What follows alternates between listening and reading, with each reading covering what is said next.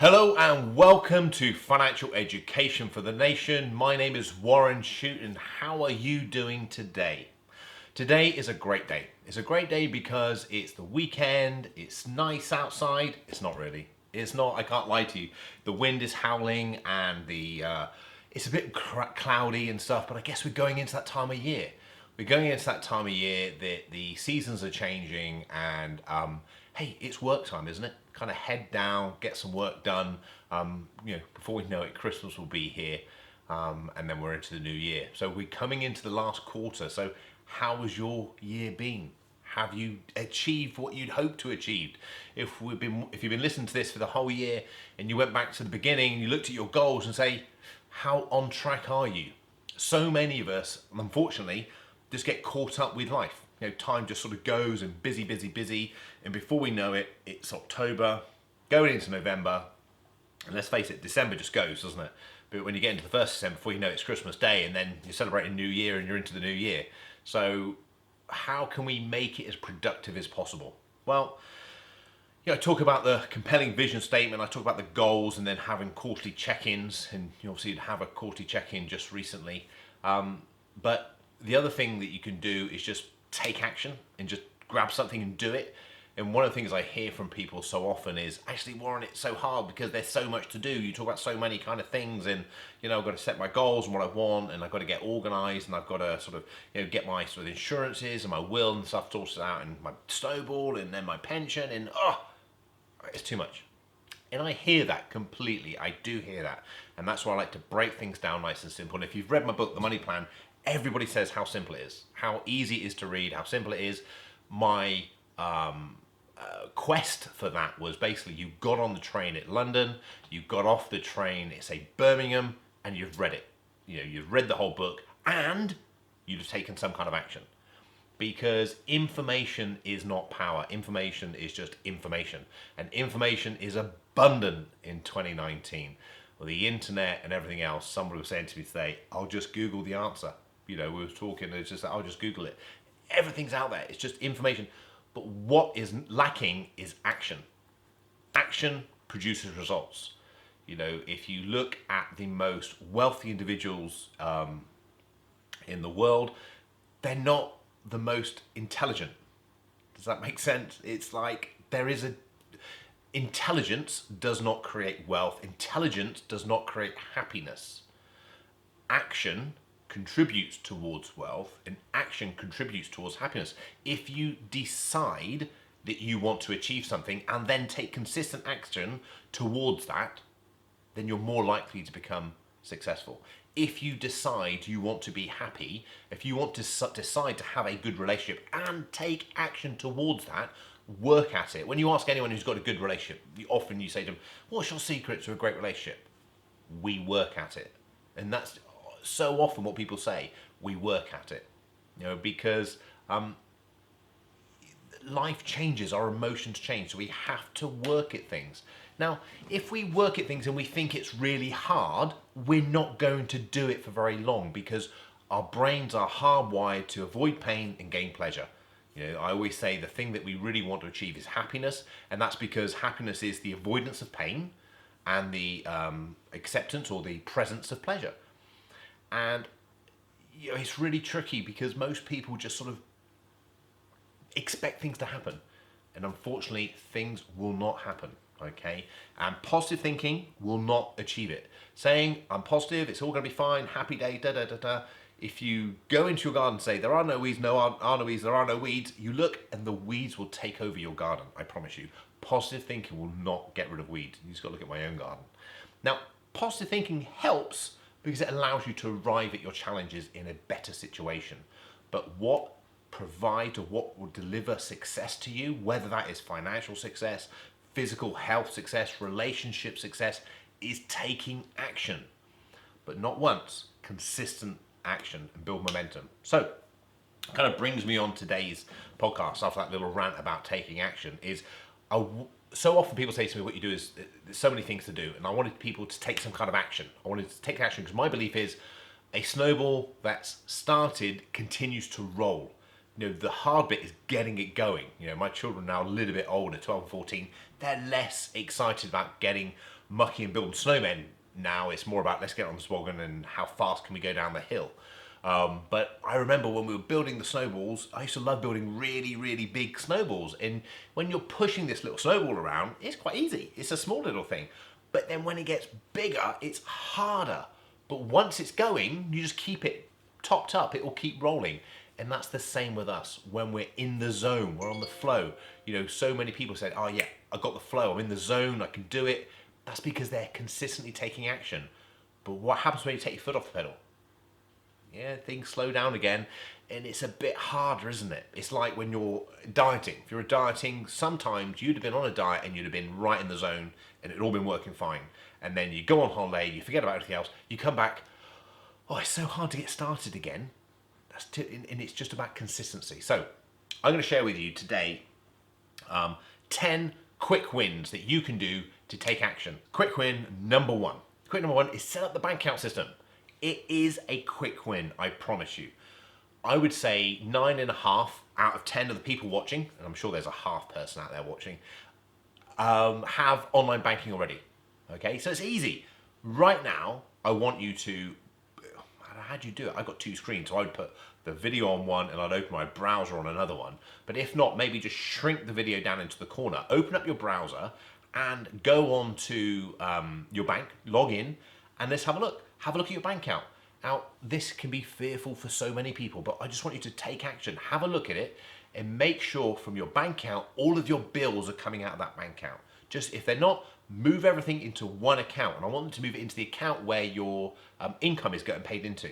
Okay, so there's one account, your income gets paid into that account, so whether it's salary or benefits or whatever, and then all of your bills get paid out of that same account. And now we need to say, sorry, before we do that, I want you to make sure you've got a second account where you've got a debit card, not a credit card, a debit card attached to, and that's the account you're going to spend money from.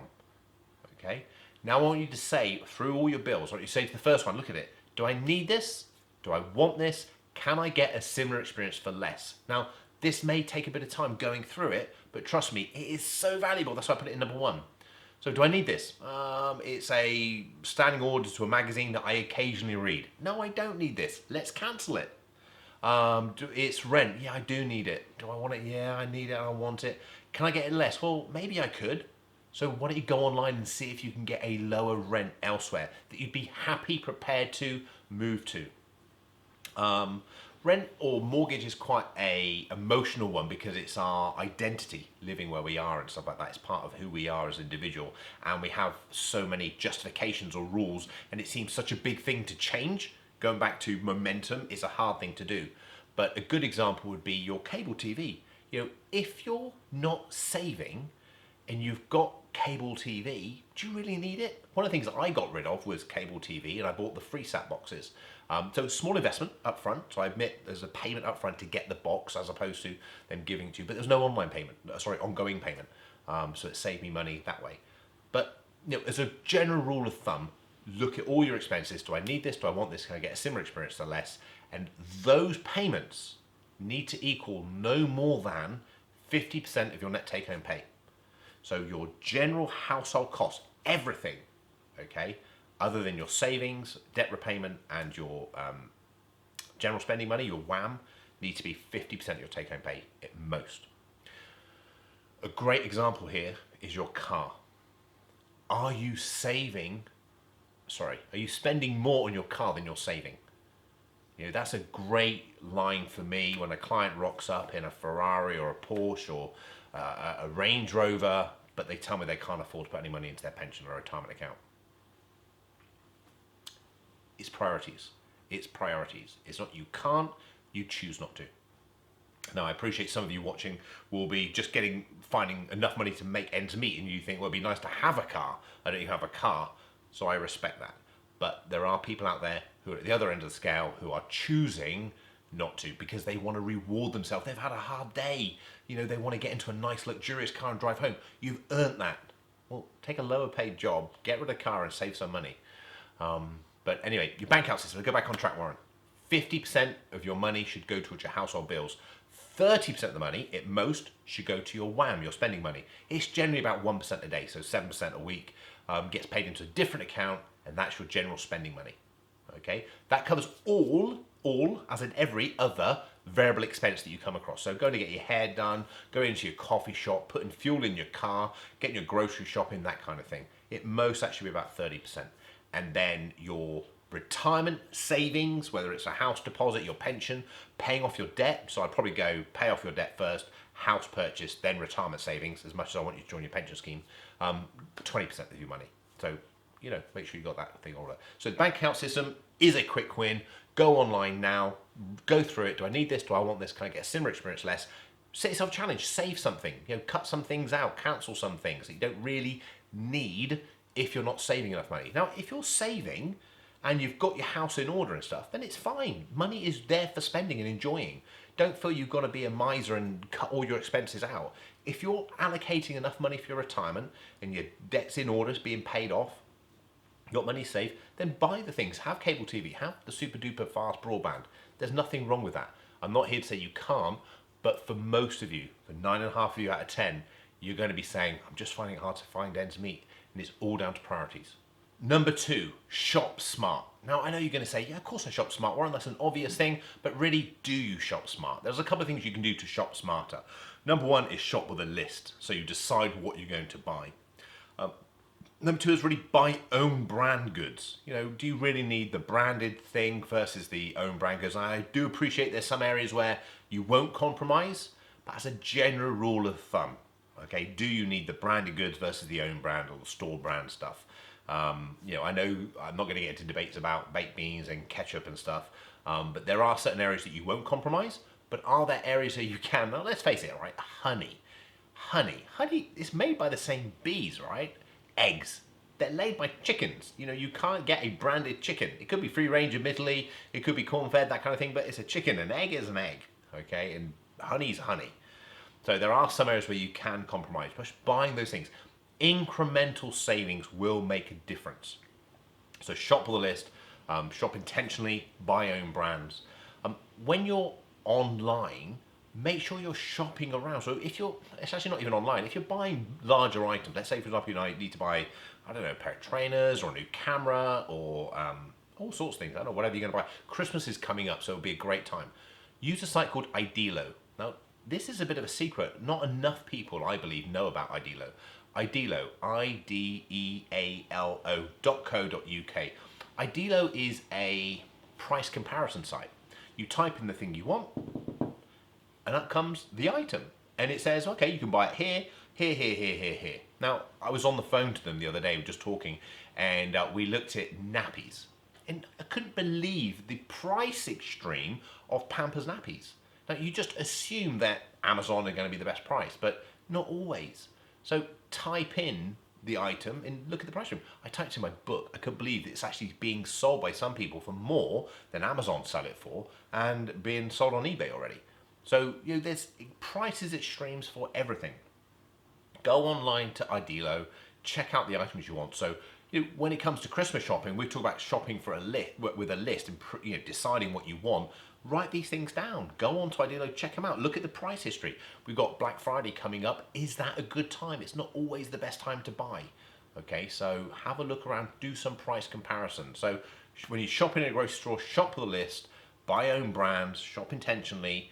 Don't go shopping hungry, and use Idealo for the online shopping items particularly. Or should I say not necessarily online, because you can go into the store and buy them, but the bigger ticket items, they're going to cost you some things, and Christmas is a great time for that as well. I hope all of you do this, but a big shout out to my mother-in-law Jenny, because she introduced me to this. Cashback sites. Make sure you're getting paid for going shopping. So the third quick win is to go online to the likes of Top Cashback and Quidco, and I'll give a shout out to Easy Fundraising as well, and log in, open the accounts, download the applet for your browser. These are sites, so Top Cashback and Quidco, these are sites that will pay you a commission, a fee, a payment when you shop at certain retailers. And there are, I would say thousands, but let's say hundreds of retailers on there. So that when you go on there and you buy an item, they will give you a kickback of the commission they receive. So we're going on to iDealer, we're finding the best price for the item, and then we're going to go to Top Cashback or Quidco and see if we can get a cashback on the purchase. It makes complete sense, right? So Top Cashback, Quidco, both pay you a cashback. The rates are different, so if you're really frugal, you can compare them. I just generally just go to the site and the little applet pings up and it tells me that I'm going to get paid a cashback, and I just accept it. And every now and again I get the payment advanced into my account. Number 4 of the quick win, so we're almost halfway through. Number 4 is the secret sauce, the one that really no one talks about. So not enough people talk about iDealo, I don't think. iDealo is a great price comparison site. Top Cashback, Quidco, a lot more common to be spoken about. Number 4 is honey. I love honey. I think I am a bear, if I'm honest. Come the winter, I hibernate, and I enjoy honey. But honey.co.uk is a voucher site. And what it does is that it will search the internet for any vouchers and discount codes that you can apply to your shopping. It's great.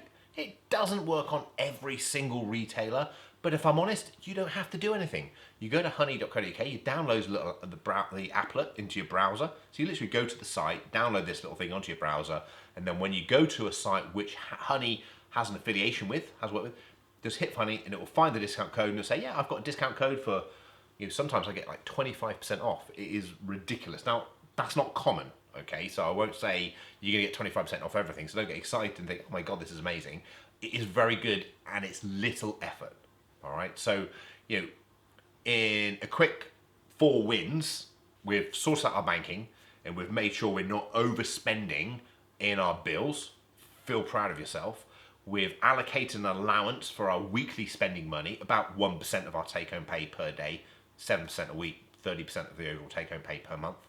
And we've allocated 20% of the money towards paying off our debts, our credit cards, or if we've got that under control and that's paid off, we're going to put it into our retirement plan and pay off our mortgage as well. Great, quick win.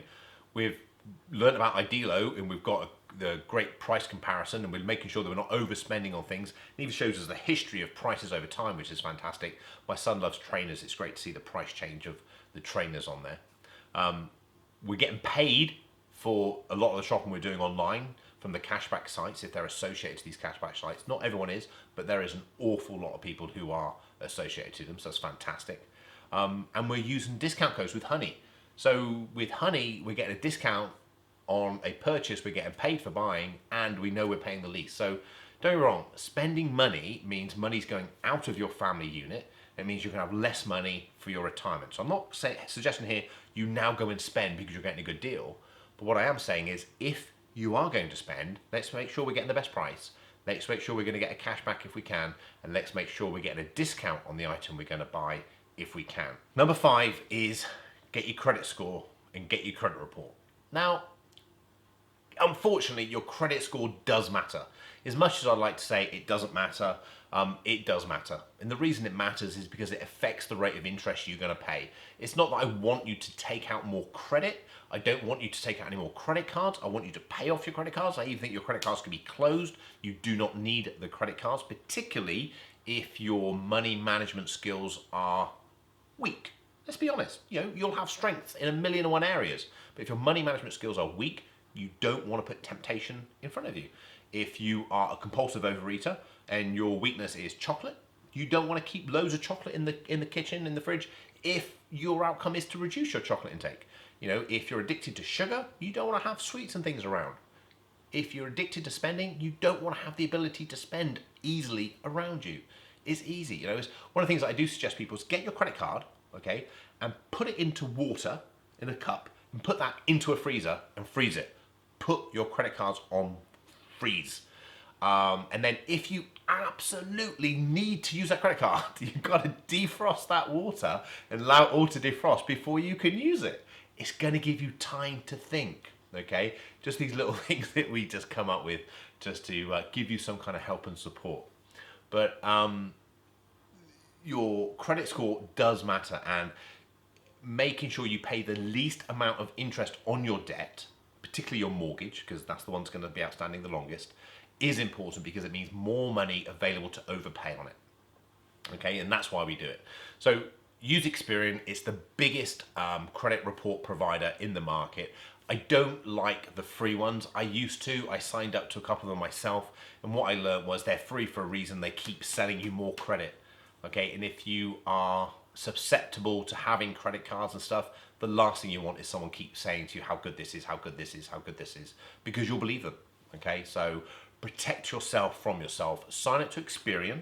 You normally can get a free 30 days or so. If your credit is poor and needs some work, keep signed up, work on it, improve your credit, review it, disassociate yourself from people you don't need to have on there, make comments if you think it will improve your credit report, if there's things on there you don't know, and keep an eye on it. If your credit report is good, fair, good, if you're up there, then don't worry about it. You could even cancel and then maybe resubscribe in 6 months or a year's time. Once a year probably is enough to keep an eye on your credit, I think. People out there saying, no, you need to every month because of fraudsters, this, that, and the other. If that's going to cost you money, there's a balancing act. If your credit report is poor, I agree, stay signed up. It's a good investment. Get your credit improved and then cancel it. But if your credit report's good, then just be diligent with your finances. But Experian, best place to go, Experian.co.uk is the biggest one, and it's going to give you an impartial one and not sell you lots of credit. Okay, so now on to number 6. So number 6 is your state pension. State pension is the pension paid to you from the government. Okay, so it's based on the number of years that you earn over the lower earnings threshold. It's about £8,000 a year. You don't really need to know the detail. So it's based on the number of years you earn money over a certain threshold, lower earnings limit, or you are a carer or raising children, okay, because you get credits for that. The maximum number of years you can do it for is 35, but you have to at least 10 to qualify at all. So if you've done like 8 years, you don't get anything. If you've done 11, you get a pro rata amount all the way up to 35. The state pension, in honesty, is hugely complex. It really, really is. I think sometimes pensions and tax and things are intentionally made complex to give people like me a job, and I don't think it's necessary. But what I would say to you is the easiest way for you to sort this out is to fill in a form called a BR19 form. You can find it on warrenshute.com. Go on there, type in state pension or BR19, download the form, fill it in, send it off to Newcastle, which is where they process all these forms, and they'll send you back a projection of your state retirement amount, your pension amount per week or per month, and when you're likely to get it, because their state pension age is increasing. Currently it's about 66, I think it is, and it's going up over time. So I think I get mine when I'm 67, but my son will get his when he's 68, unless they increase that. Okay. You don't have to do a BR19 if you've got access to the Government Gateway, which is an online portal. It's very good, actually. It's worth doing. You can go onto the Government Gateway and get your BR19 completed online, or get your state pension forecast done online pretty much immediately. The benefit of using the Government Gateway over the BR19 is that you get your contribution history of your national insurance. So I personally did this myself. I wrote a guide called the State Pension Guide, which is available on warrenshute.com. Go there, check it out. It is very good. I must admit, it'll probably be available to you. I was going to say we've looked at demographics. It's like the older people who look at it more, but it's a good idea for everyone to look at. But go and download it. It's only a few pages long. And so I thought I'd go through the process that I'm writing for, because I always do the paper version. But I went to the Government Gateway, logged in, very, very straightforward, easy for me to do. Got my state pension forecast. And I looked, and they gave you a contribution history of national insurance contributions, which is fantastic. And as I looked through that, I noticed there were some years not enough. And this was when I was self-employed, and I knew I'd qualified and paid it. So I challenged it, and I'm just going through that journey with the Department of Work and Pensions at the moment to evidence that I did pay enough national insurance contributions. So yeah, that's where we are with that. So BR19, get a state pension forecast. You'll feel good about it. And typically every year or two, I would update it, and just so you know that you're not going to have the instances where the government changed state retirement age and you're not going to know about it, which happened to millions of ladies who were expecting their state pension at 60 and the government have increased it. I'm on your side. I am on your side, ladies, definitely. I understand why the government has done it, but I don't believe they have communicated it as clearly as they could have done, and therefore they should take some responsibility for it. But don't you get caught in that boat. The state pension is increasing. You don't want to read all the financial papers. It gets boring. Let's just do it once a year. Get the state pension forecast, BR19 or Government Gateway. It will send it to you, and you can see the age and the amount you're going to get. Number 7. Other pensions, so that's the state. What about all the other pensions? You may have worked for a company, you might have started a pension, forgot it. Your mate John might have been working for a company when you were younger and started you a pension, you just forgotten all about it. Where are they? You've got no paperwork on them. The Pension Tracing Service. The Pension Tracing Service is a facility run by the government. You can tap in your details and it will help you find the provider. It doesn't give you the details of the pension scheme. You then got to then contact the provider and get the details, but it does help you find the provider. It's an online facility. It is fairly easy to use and it's pretty quick actually. We even use it in the office here for clients who have said to us, I know I had a pension once with so-and-so, but I can't find it. Or I had a pension with this company, I can't find it. Or when I was 18, my friend John or Jack or whatever worked for an insurance company, he started a pension and God knows what happened to it. So you can do that and it is worth doing. Okay, so if you think there's a pension out there, it's worth doing. You've got to tell them details. You can't just put your name in and say, look, find me a pension. You've got to give them information, so you can't just do a blanket search. And there are lots of companies out there who charge you for this. Okay, there are lots of companies who charge you. Basically, they take your details, they use Pension Tracing Service, and then give you the information back. You don't need to use them. Don't pay for it. It's not necessary. So you go to www. Why do we say it so quickly like that? www.gov.uk/find-pension-contact-details. Really long, isn't it? Why don't you Google Pension Tracing Service and then look for the gov.uk site. Okay, don't use the other ones because they're going to charge you. Use the gov.uk site. Failing that, go to the blog or show notes. It's all in there, and you can get it from there. So trace your previous pensions. Now on to number 8, on the home stretch. Number 8, get organised. Get financially organised. It doesn't take that long. Trust me, it doesn't take that long. Pour yourself a drink, cup of tea, glass of wine, beer, whatever your preferred beverage is, and get yourself organised. So get things sorted out. So let's look at the sort of things you want. So let's get your will document in one place, get your lasting power of attorneys out, go online to the land registry, get your title deed for your property, get all your policy documents, make sure that life insurance is written into trust. Get all these forms here, get them all organised, get your BR19 that you've organised, get them on and then get them in a filing cabinet, get them into a fireproof safe or a filing cabinet.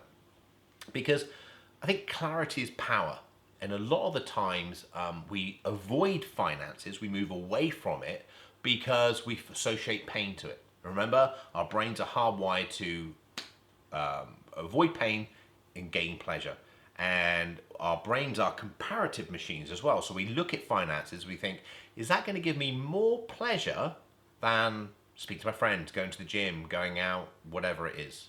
Okay. And it looks like, no, that's grey, that's dull, that's dark, this is bright, this is fun, this is loud, exciting, and we go towards the pleasure. It doesn't have to be that way. Make it fun, make it quick, make it sharp, you'll enjoy it, make it upbeat, put some music on, get yourself a drink, get yourself organised, and get yourself an agenda. Okay, these are the things I'm going to do today. I'm going to spend half an hour, 40 minutes doing it, then I'm going to wrap it up, and if I need more time, I'll come back to it next week. Okay, write yourself some notes, so get yourself organised. I like the idea of a fireproof safe. We always recommend you do a fireproof safe. I've got some links to some in the show notes, or a filing cabinet. Just know, have your income details, your P60, P45s, notice of coding, pay slips, anything like that comes through. Sometimes you keep this in paper, so you keep them in a filing cabinet. Sometimes you keep it online, depending on what your preference is. But get yourself organised. Also, have a summary of all your expenditure, what comes out of your bills account, all your snowballs, all your debts and everything else. There's some spreadsheets online at warrenshute.com that'll help you with all this. Number 9. Number 9 is an interesting one. Number 9 is register your land against fraud. Did you know, it shocks me, I laugh, not out of it's funny, but out of desperation. Fraudsters try to sell land they don't own, or try to sell property they don't own. They try to mortgage property they don't own. It's just, what extremes will they go to? So this is particularly relevant if you have a rental property, and especially relevant if you have a rental property which is unencumbered, i.e. has no mortgage on it. Okay, but if I'm honest, if you have a property, it will not hurt you doing this. There's no disadvantage doing this. And what it is there's a fraud protection helpline with the land registry, which basically says if there's any suspicious activity on your property, you'll be alerted. Now, It's free. It makes sense to do it, doesn't it? Why would you not do it? Particularly if you have a rental property. You know, there was a high profile case in the press. It was someone famous, like it was a newsreader or something. I forget the actual details, but maybe if you Googled it, you'll find it.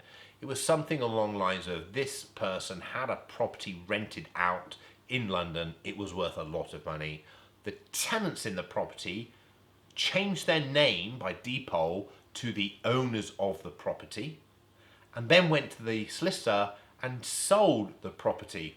It was only because I think the individual was well known that the solicitor knew somebody that said, oh, they're selling their property in, I don't know where, I have no idea where it is, let's say Belgravia or something, Chelsea, and they're like, oh, I didn't know they were doing that, and word got back, and then it all opened up. They realised it didn't. But imagine that, you've got a property just around the corner. Your tenants are John and Jenny Smith, for example, and they change their name to your name, and then they go and they try and sell that property. You know, these things, unfortunately, folks, are happening, and it's scary.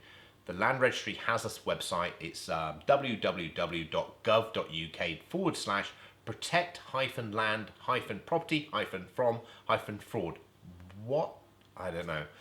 If you do an internet search, protect my property against fraud, Land Registry, or better still, go to the show notes and the direct link will be there, because you never know, this day and age, there might be someone masquerading as that and then covering it up. You don't actually register it at all, but they know that you want to. So go to the show notes, go to warrenshute.com, it'll be in the blog post. Register your land, particularly if there's a rental, and definitely if it's unencumbered. You don't want to get yourself caught out. Number 10, save the best till last. Kind of, it is the best, most important thing you can do, in my belief, but it's also, I've left it till last because I'm hoping if you're a regular listener, viewer of the show, that you would have done this already, okay? And that is, you're going to say it, aren't you? You know, if you're regular, you know what it is. Get yourself a will, get yourself lasting power of attorney sorted out. Lasting power of attorneys, you can do yourself. Go to warrenshute.com, there's a form on there to help you fill out the forms. It costs £82 per lasting power of attorney. You need 2 of them. If you've got a company, a business, you need 3 of them. You need 3 of them if you want different attorneys. I don't want to make things too complicated. But basically, you need 1 for your health and welfare. That's basically giving your attorneys the permission to speak to social services, the NHS Trust, about your social and medical care. You need 1 for your finances, called property and affairs. So if you lost capacity and you needed to move house, or your spouse or partner needed to draw some money out of an account to pay for adaptation to the house or your care home, they're able to do it. The third one is that if you have a limited company, or if you have a business that you want different attorneys to act on, and that's the key bit. If you want different attorneys to act on, you need a 3rd power of attorney. If you want the same power of attorneys, then you don't need a second property and affairs. But if you want a different attorney to act on, let's say you've got a business partner and your spouse, significant other doesn't know anything about your business, you don't want them to deal with it, you want your business partner to do it, then you need a 3rd power of attorney for your business. So it's another £82, I think it is. Go to warrenshute.com, there's a form on there you can fill in, helps you do this. It's fairly straightforward, and you will go online to warrenshute.com, there's a form on there, answer the questions, and then take it into your local firm of solicitors, send it off to us. Don't do it yourself, and the reason for that is it's just too much of a complex area to do it yourself. The LPAs are straightforward, you're just answering questions, telling them who you want to make decisions on your behalf, that's it. But there's so many permutations and combinations with a will, I do think you need to get a professional to do it. So go to your local firm of solicitors or send it in to us and get your will sorted. So they're your quick wins, they're your quick 10 that you can get sorted before the end of the year, so you finish 2019 on a real high note. Quick overview before we wrap up. Your bank account system, get your bills sorted, get your WAM sorted, get your debt repayment sorted. 50-30-20 ratio, nice and simple. Get the set number 2, get the best price on the items that you're buying. idealo.co.uk. If you're going into the grocery store, shop with a list and buy own brand goods. Number 3, get paid for when you're shopping online, like the Top Cashback and Quidco. Number 4, make sure you're getting any discounts that are available for those items. So use the likes of Honey. Number 5, get yourself a credit report, check it, take action on it. So read it and take action. Remember, it's all about taking action. It's not about just learning. So Experian.co.uk would be the best place to go for that. Number 6, your state pension. get a forecast by going to the government gateway site and doing it that way, or going on to the warranty.com, downloading the BR19 form, get that sent off, and do that every year. Number 7, pension tracing service. Make sure you go and find your pension details that you may have started years ago. I say to clients, they say, oh, there's no point worrying about that. There's only a few £1,000s in that pension. And I say to them, if there was a few £100 lead on the floor there, just placed on the floor, would you bend down and pick it up? Of course they would. So if that's the case, why wouldn't you then go and get the few £1,000, even if it's a few £100, which is in your pension scheme? Make sure you get these things tidied up.